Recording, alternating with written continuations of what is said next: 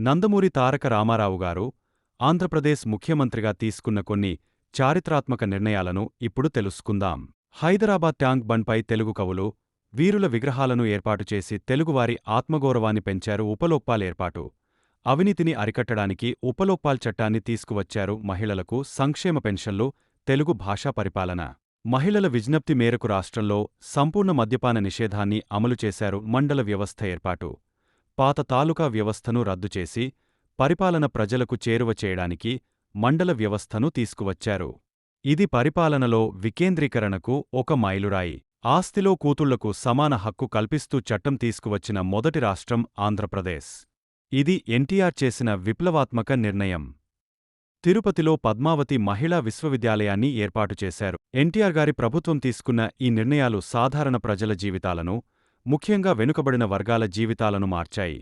అందుకే ఆయనను ప్రజానేత గా పిలుస్తారు.